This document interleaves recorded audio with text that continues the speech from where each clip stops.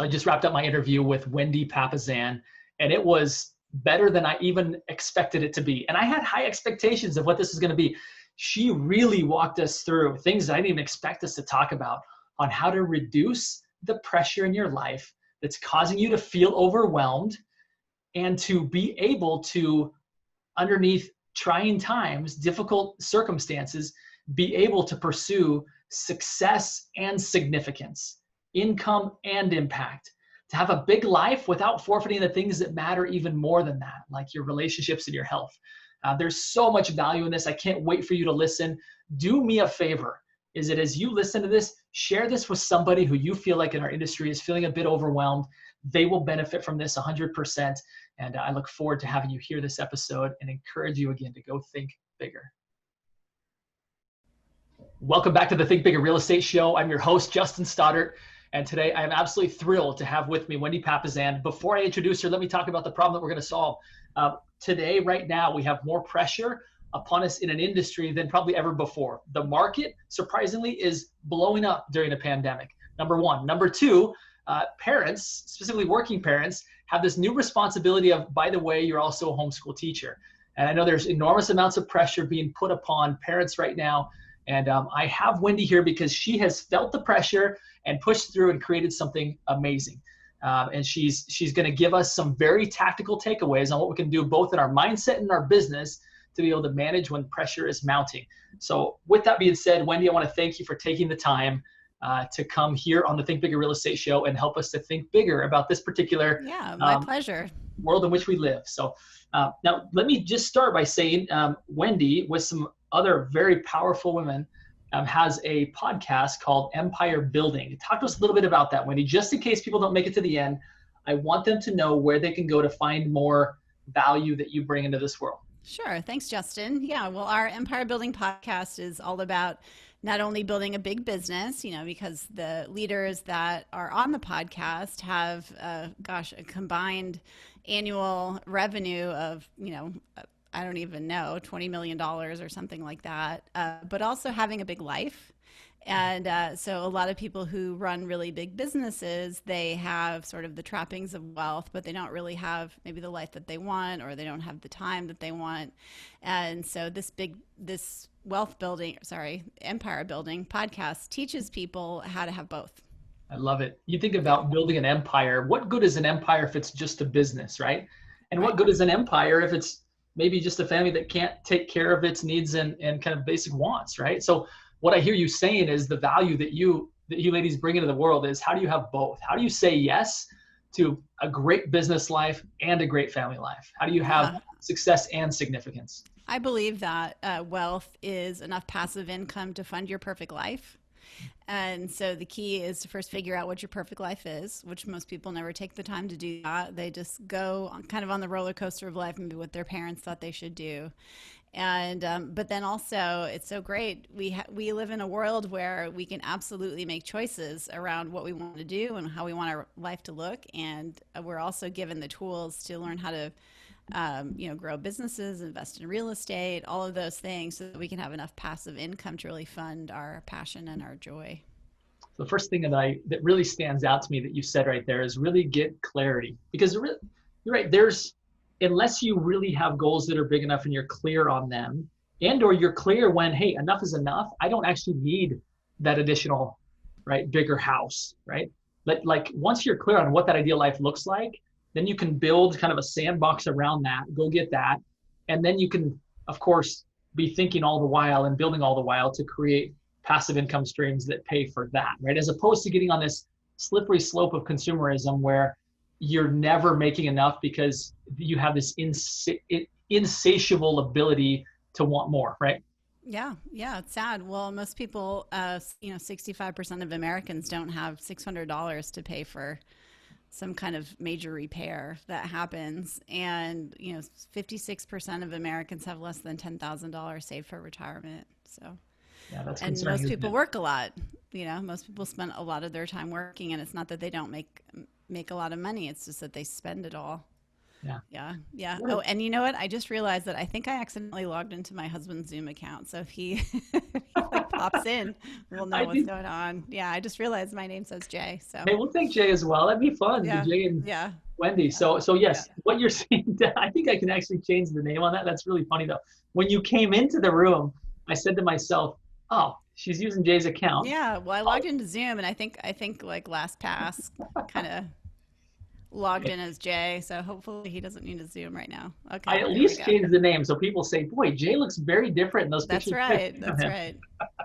Let's talk about this when you because again, the promise that we've given to people is how to deal with the pressure. But I think part of what you're saying here is something that I didn't anticipate us to talk about, which is part of dealing with this pressure is actually dealing with your wants, is actually identifying how much like enough is enough, and this is where we stop spending on the family, right? Hmm. This is the budget. I've heard both you and Jay talk about this, about how you guys, even though you were both very successful, right? Jay, a best-selling author, in partnerships with probably the most influential men in real estate at the highest levels. You raising lovely children, building an amazing empire in the background, right? Of in the foreground, even right? Of building business. You've got expansion. You've got a team in Austin. You've got expansion partners in Houston, in Dallas, in Minneapolis. Like this is no small endeavor, right? This is no just kind of like side project. Like these are legitimate, big, successful businesses that you're engaged in. Yet even with that, you guys have really kind of reined yourself in to be on a specific budget, right? Talk to us a little Hmm. bit about what that looks like, because I Yeah. think again, I think if people can kind of rein in some of the wants that they have, some of this mounting pressure becomes unnecessary pressure. Yeah. Well, and I think a lot of people right now are, the pause has given people time to think about what their lives were like. A lot of running around to activities, going to events with people maybe that you didn't actually care about, and spending stuff, spending a lot of money going out, going on vacations, all of that. I actually saw that consumer debt in America is actually declining for the first time, and I don't even know how long. Which is amazing, yeah. And so luckily, Jay and I are both like fairly thrifty people, which is great. And so we started. We got a gift when we were both around 30 when Jay started Keller Williams, which was he took a class with then President Mo Anderson, and she explained to him in that class how to track your net worth. And so, for those of you that are listening that don't know what net worth is, it's everything you own minus everything you owe, right? So, all of your assets, right? All your money in the bank, your car, your house, any investment properties you have, minus all your debt, right? All your liabilities. And most people don't ever focus on that number. They only focus on the income number. And especially for those of you that are in real estate, which is probably most of you, we never focus on the profit number. We always focus on the income, right? And so that was a gift for us. And so at that point, we said, you know what, we're going to create some net worth goals. And we figured it out. Our net worth was $2,200, which actually for a lot of people, that's great because it means we weren't in debt. And yet we had been working collectively probably 2 decades. And I thought, wow, here we are working collectively for 22 years and our net worth is $2,200. I mean, it was depressing. It was like $100 a year that Where we'd did it all go, right? essentially Where did it all saved. go? Yeah, where did it all go? And so we made a huge goal to become net worth millionaires in 10 years. We also had passive income goals and goals around owning rental properties. And I'm, so pleased to report that it took us about 6.5 years to go from a net worth of $2,200 to a net worth of $1 million. Wow, Wendy, that's amazing, Six and a right? half years, yeah. So here we've been working 20 years, and really getting nowhere. And so that looked like, spending less than you make, paying your investment fund first, right? A lot of people, they spend all their money and then they say, oh, whatever's left, it'll go into investing. And what we started to do was we paid our investment fund first. And so for some of you out there who are listening, right, where you're seeing a little bit more money in your bank account, what I would recommend you do is start a totally separate account, separate savings account, and put some money aside in there for investing and get into the habit, right? And hopefully that habit can continue once we head out of this pandemic. Yeah. Boy, what great advice, right? It's almost like it's, oh yeah, I've heard that before. I've heard that advice before. But when you hear it in those terms, 2 decades, you're at 2,200, 6.5 years, you're at $1 million. It really goes back to like what you focus on expands, right? It really Yeah. goes back to like the focus on the one thing that mattered to you guys at that point, right? Within your financial lives was let's grow our net worth. And I would imagine that every other decision that you made was influenced by that, right? Yeah. Like Yeah. how and where you vacation, how and where you live, what you drove, all those things were, does this benefit my net worth or does it not, right? Yep. And because most of us are taught from a very young age to focus on our income. Our parents tell us, hey, become an executive, become a doctor, become a lawyer. Why? Because of the income, right? You're going to make a lot of money, which is great. I love making money. I think making money is great. Money is good for the good it can do. And yet, if you're spending all your money, where does that leave you? And so what we did was every single month we sat down Sunday night once a month and we tracked our net worth. So we had a spreadsheet and we put in all of our assets, all our money in the checking account, what we owed, on our house.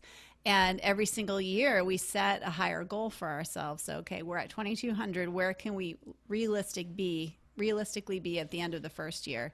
Where can we get to the second year or third year so that we can look up in 10 years and be net worth millionaires? And what's happened now, Justin, is it's just a hockey stick of growth for our wealth. Yeah. And it's amazing to just look up, because for us it's been a 19-year journey since we started, and now we can essentially do whatever we want. We have complete control. Not complete control. That's ridiculous. Nobody has complete control. What money gives you is better and more choices, right? That's what money can do for you, and so we have that ability now. But I think again, going back to the topic of this is how do you deal with mounting pressure? One way is to rein it in, right? One way is to change the goal that it's not about having fancy vacations. In fact, just recently, just this past week, I had Alicia Simpkins, who's a top KW agent out of Northern California. And she talked about how she was working so hard, yet she was trying to buy off her family with fancy vacations. And then she'd get mad, like, isn't that enough? Why are you still like, what else do you want from me? And I think when you start to realize, in fact, a spiritual leader had shared this story with me, that how they'd gone on some nice vacations as a family. And at the end of the summer, they were asking their kids, what was your favorite part about the summer, right? Thinking they'd pick one of, two luxurious vacations. And it was like that night that we laid in the backyard, looked at the stars and just talked for hours. That was my favorite point. It's like, I think if anything, this pandemic is hopefully, like you said, simplifying all of us to where we're realizing like the stuff that actually brings happiness, the stuff that actually matters when it comes to having a good life. And it doesn't always come with a big price tag, right? Sometimes it doesn't come with one at all. Yeah, well, you can actually you can do a simple exercise, and we did it on a retreat not that long ago, where it's just you really think about what brings you joy during the week, and so just get to a quiet place, a meditative place, and just start journaling all the things that make you happy, and then maybe pick up your phone and look at the photos in your phone, right? Just kind of see those joyful moments in your life, and you will find that it isn't always the big moments that you're taking pictures of. Sometimes it's the little moments. Like if you picked up your phone right now, I bet you have 6 kids. There's probably a million pictures of your kids just doing dumb stuff in the backyard or with your wife or whatever. And that is where the true joy comes. And there's nothing wrong with taking a fancy vacation. Like I love traveling, and my kids don't even like it that much. So sometimes Jay and I'll just go off by ourselves, but just figuring out what quality time looks like with your family. For us, we kind of bookend our day. We always have breakfast together as a family, and then we have dinner together as a family. And those two kind of bookends are just very important. We sit and we share gratitude, and we talk about what the day is going to bring, or what the day has held for us.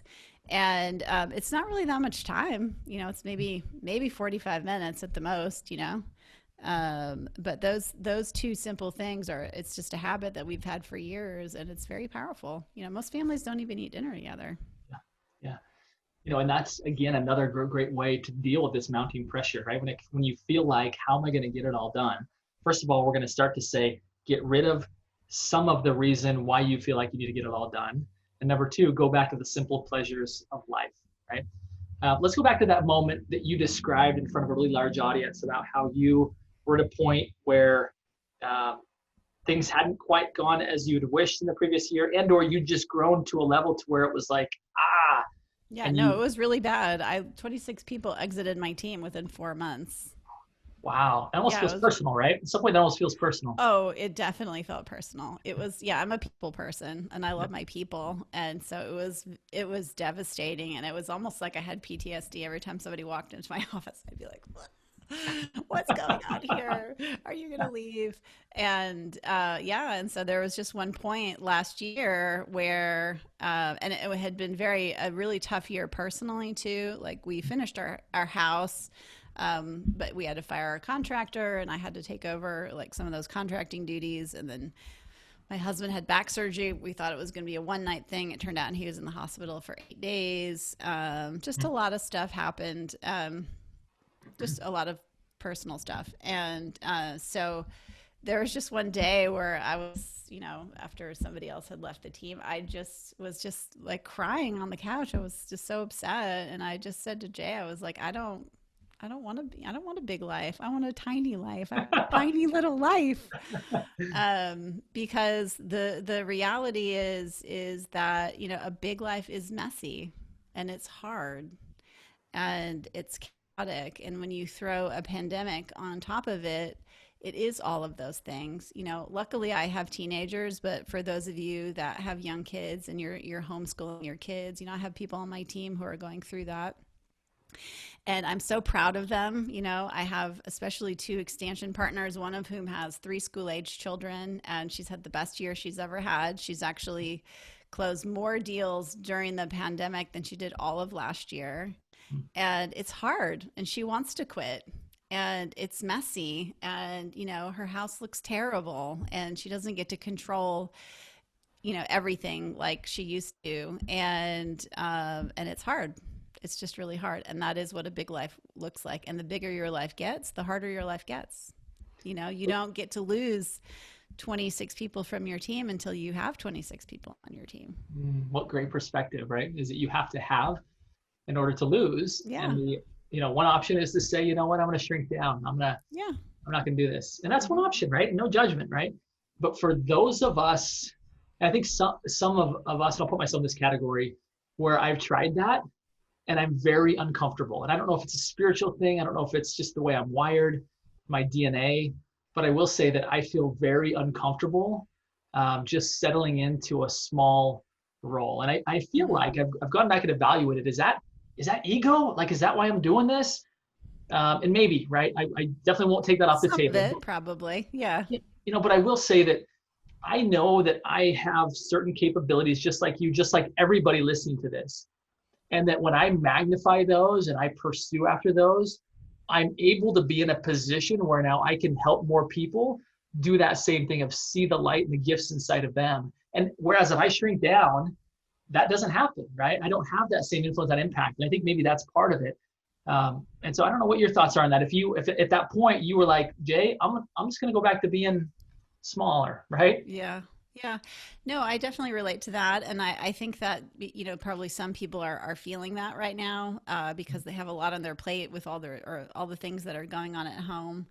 And, it's okay to have a season of your life too. That's okay. We all have a long life ahead of us, hopefully, and it's okay to have a season, and it's okay to prioritize your family for a season and not do real estate. Like that's okay. If that's where you're at and you can afford it, that's okay. And if your calling is to become the best person that you can be, which I believe that should be everybody's goal, right? That should be your goal. Be the best person you can be every day. Then you have no choice, right, but to grow. And growth is messy. It's like like the little Instagram photo of like the little seed like popping up through the earth, like it's messy and uncomfortable and dirty and all that. And that's the truth. That's what growth looks like. And the alternative is to not grow, right? Is to remain the same and be comfortable and do nothing, sit in your house and read books all day. Mhm. And I That's would, the alternative. right, and I would argue, are you really comfortable? Are you really happy doing that? I know for Yeah. me, and I think this is true of most people. I think it's definitely true of the audience, that we're talking to right now, is that growth is directly correlated to happiness, right? It doesn't mean growth doesn't have to look any certain way. Like growth for you and growth for me and growth for somebody else looks different.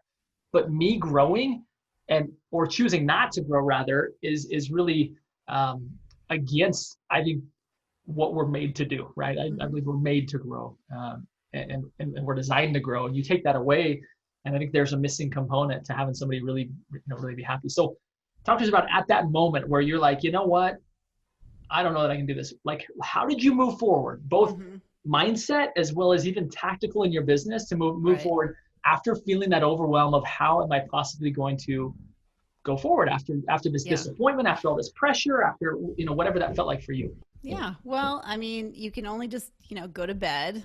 And I'm a morning person, so I always feel better when I get up in the morning and go to bed and understand that it's another day and you have two choices. You can learn from it, right? You can actually sit and ruminate and journal and think about, wow, why did 26 people leave me? There's only one common denominator there, right? Yeah. And so how does that help me as a leader and as a person? And yeah, for sure, I learned a lot. I learned a lot about how to run my business. I learned a lot about how to be a leader. I learned a lot about how to lead generate, and so that's really one thing. It's kind of a mindset about choosing to every day to be grateful for what you've got, because the reality is all of us listening to this podcast right now are rich beyond measure. If you make more than $30,000 a year, you're in the top 1% of income earners on this planet. It's I'll enlightening, just isn't say it? that again.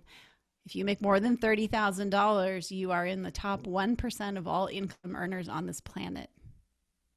So the fact that you have a computer and you're watching this and you have been given the gift to make money makes you rich beyond measure.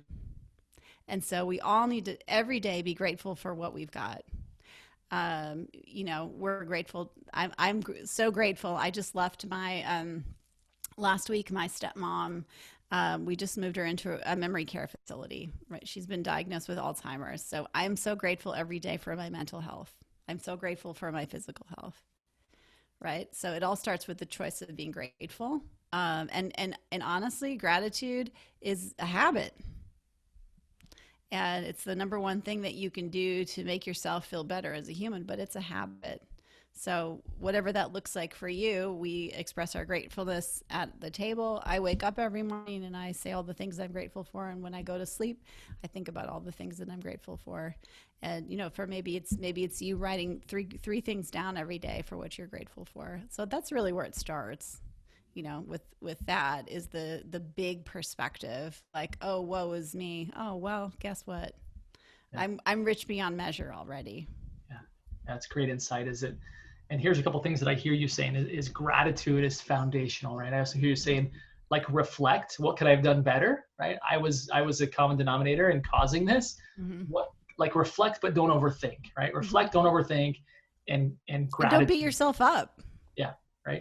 Don't beat yourself up. Like, what's the use of that?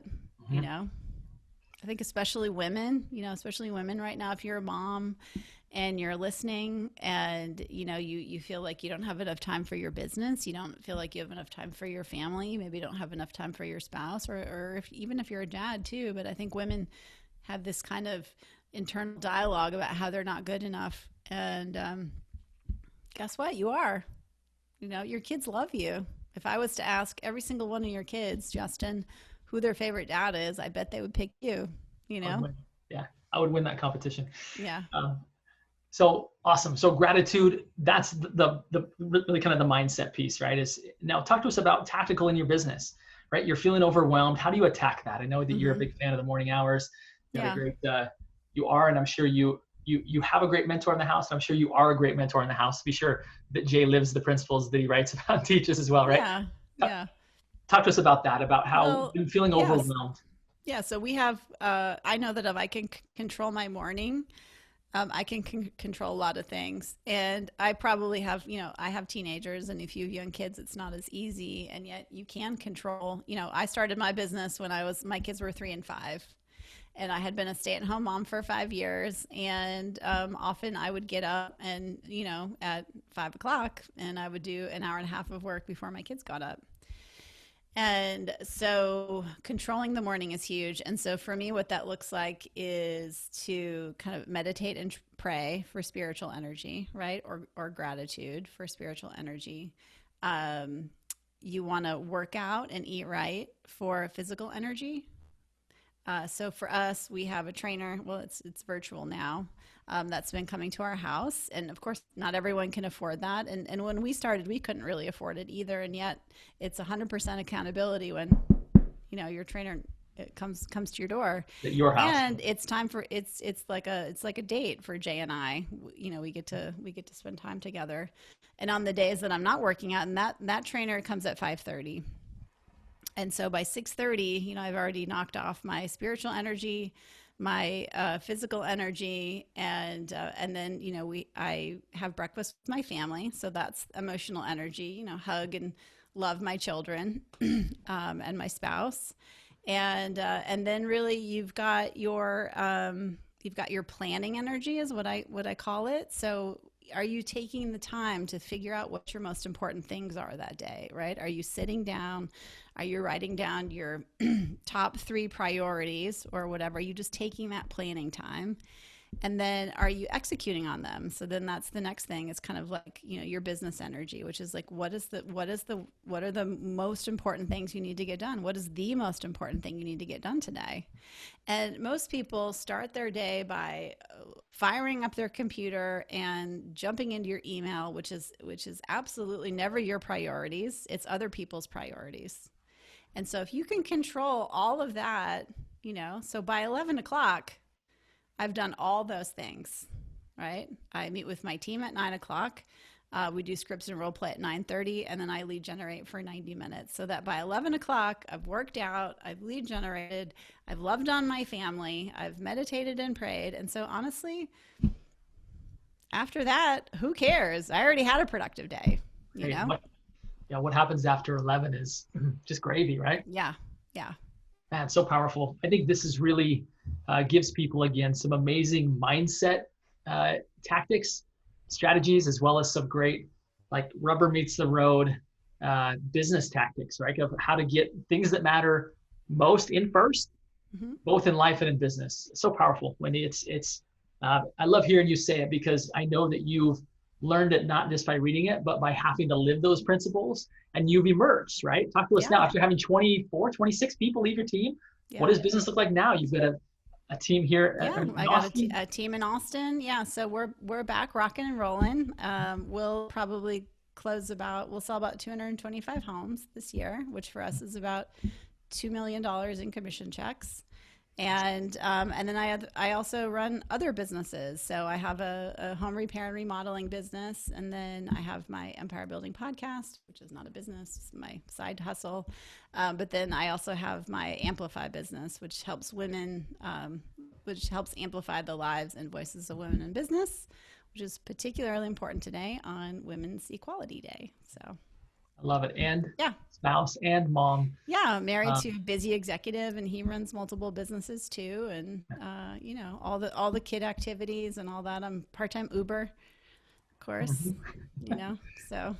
So if anyone here is feeling overwhelmed, like you have a lot going on, I would challenge you to put it up against what Wendy just described are her responsibilities, and even some of the downturns that you've had, or some of the challenges. And I would say that you've overcome a lot. And I think you're a great inspiration for all of us. Yeah. Well, and the other piece of advice I would give is, if you're able to afford it, think about what you can leverage out. And so I always tell people, put a piece of paper on your desk, right? And right on top of it, my not to-do list. So write my not to do list on it. And anytime you have that feeling in your business or honestly in your personal life, because a lot of people who are in real estate and just starting out, like maybe they were like me, they were a stay-at-home mom where I did all the things at home, and then you can start leveraging some of that out so you don't feel so overwhelmed. And the great thing about running your own business is you get to keep the things that you love to do and you get to give up the things that somebody else would love to do. Right. Love And it. so at the end of your not to do list, right, when you've been writing all the things that you don't really like to do on your list, you've got a job description of someone who gets to take those things that you don't like to do and run with it. So good. Such good advice for especially I think agents that haven't yet experienced the power of levers and don't yet know what that looks like.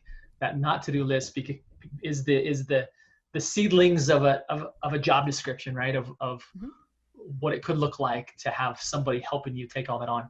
Yep. Wendy, I want to first of all thank you for this amazing contribution that you've given to this to this audience. I look forward to sharing this widely. I want to ask one more question from Sure. you, and it's the signature question of the show. It's the question that really kind of taps into helping us to become bigger thinkers, to expand our own possibilities. And that question is exactly that: is what is it that you do? What do you do to continue to be a big thinker, to continue to expand your possibilities? Mm-hmm. What does that look like for Wendy? Well, I would just coach everyone that thinking bigger is a muscle, right? So we're not all born big thinkers, and we aren't maybe blessed to be surrounded with parents or family that were particularly big thinkers. I come from a small farming community in northern Minnesota, and if somebody had told me I would be interviewed on a podcast someday, I would have just I would have laughed them out of the room. And so thinking bigger is a muscle that can be developed over time. And the quickest way to change your thinking is to surround yourself with bigger thinkers. So if you've got people in your life that are dragging you down and making you feel small and telling you that you're small, and sometimes, you might be married to those people, I don't know.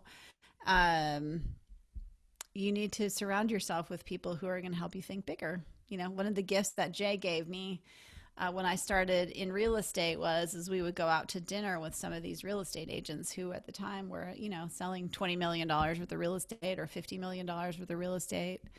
And I just thought, wow, these people they're just like me, and yet they have like this desire for more, right? And to do more and help more and all of that. And so that's just the quickest way is to surround yourself with people who think bigger than yourself, which is probably why you're doing this podcast. That's exactly why I'm doing this. It was almost as if you were a plant. That was a perfect segue. I want everyone to know that that's exactly why the Think Bigger Real Estate Show exists. That's exactly why the Think Bigger Real Estate Facebook group exists, is because unfortunately, especially I think in a highly politicized, highly polarized world, we can really kind of get into like small thinking, where someone who we loved, all of a sudden we don't like them because they don't agree with our political, views. And I think it's so important to be going the other direction, right? Where we're thinking bigger, we're loving people more, right? We have a greater desire to help as opposed to minimize. And so, and most people have very negative energy around money. Surround yourself with people who have positive energy around money. I used to think that money was bad and that wealthy people were bad and that rich people were awful. And now we have a wealth building club on our real estate team where we all get together once a month and we talk about how to make more money, and not because I want to buy a yacht. Money is good for the good it can do. So that's so great, Wendy. Thank you again so much for your contribution here. I want to remind everybody that to go find Wendy, the Empire Building podcast. She's putting this out there on a regular basis. It needs to be at the top of your iTunes list of one that you're tapping into, because the genius that you got a taste of here today is one that you're going to get a lot more access to. So please go find her, support her in that. And I promise you that by doing so, you're going to be around a bigger thinker and you're going to start to be one yourself. So Wendy, thank you so much for your time. Such a pleasure to get to know you on a more personal level. Thank you for your contribution, both you and Jay. You're just such a great example on how to have it all, right? How to have a great marriage, a great family, a great business. And you don't have to choose. You can have both. So thank you for that. And my final request of everybody tuning in here today, they're 3 simple words, and they are: go think bigger. Thank you, Wendy, so much for helping us do that today. You're welcome. Thanks, Justin.